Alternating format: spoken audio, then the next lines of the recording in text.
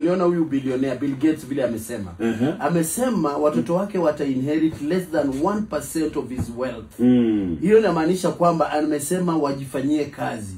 Yeye ni billionaire na pesa, lakini amesema kwamba yeye akifa watoto wake wata inherit only 1% of his wealth. Which ni pesa nyingi, lakini inamaanisha kwamba kulingana na hivi, yeye anataka watoto wake pia wafanye kazi. Si ati wewe ni billionaire watoto wako wanakaa tu ndengo kwa sababu wewe labda una michuzi. Kuna story nyingi ya mabilionea hapa wengi ambao wameaga, lakini watoto wao wanapigania ile mali.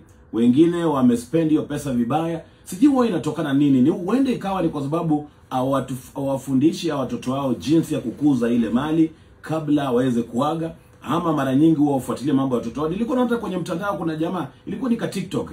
Jamaa anasema ukiangalia hata hapa River Road. Kitambo biashara za River Road zilikuwa za mabilionea kutoka hapa Murang'a. Lakini unapata kwamba sasa hivi vile wengi wao walishaaga, wakaachia watoto wao. Wale watoto wameuza hizo mali yote. Wameuzia watu. Nilikuwa na jamaa anaongea kwa TikTok anazungumzia hiyo habari. Akasema kwamba uende ikawa hao wazee hawakuwa wanaweka watoto wao karibu kujua vile unaweza endesha biashara yako na iendelee hata zaidi. Kwa mfano walikuwa wanatoa mfano kama jamii ya Asian community ya Wahindi. Utapata Mhindi yeye akishaaga mtoto wake anachukua ile biashara. Unajua ni kwa nini? Yule mtoto pia kiacha akimaliza biashara mtoto wake anachukua.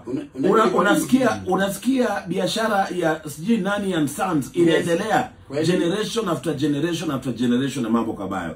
Tofauti ni nini bwana Mle? Tofauti ni uwazi katika biashara. Unapata kama ni Mhindi ana duka lake kwa mfano, mtoto wake akitoka shule anaanza kufanya kazi kwa ile biashara. Ile duka. Anaanza kufunzwa polepole. Lakini sasa familia nyingi za Kiafrika, sisi hatuna muda na watoto wetu kuwakalisha chini kuonesha biashara iko vipi. Sisi tuko tu tunangangana kutafuta mali. Alafu hiyo mali pia inakupatia wasiwasi kwa sababu una wasiwasi labda mke wako atakuua ama hata hao watoto. Mengine umeficha pia. Mengine umeficha kwa sababu we cannot trust each other, which is a very serious thing. Kwa hivyo inafaa tuanze kubadilisha vile tunafanya biashara zetu. Alafu najua mali nyingi kama ni Mhindi kwa mfano ni biashara ambayo unaiona iko na inheritance mali fulani. Lakini leo ndaamka hivi asubuhi Ghost amepiga deal fulani ni billionaire. Haina hata mizizi, haina misingi. Kwa hivyo ndio unapata kwamba inakuwa hata ni vigumu. Umepora mara moja. Umekuwa overnight billionaire. Sasa watoto wako unashangaa. Hakuna ile growth steps by step. Hakuna ile pesa yako ulipata. Wewe uliingia tu labda kwa siasa ukakuwa afisa wa serikali ukabomoa deal. In 2 years wewe ni billionaire. Hata hujui kudeal na hizo billions. Sasa utaanzaje kufanya inheritance kwa watoto wako? Inakuwa ni vigumu. Uweze tuwaambia 1% ndio ndawachia. Hao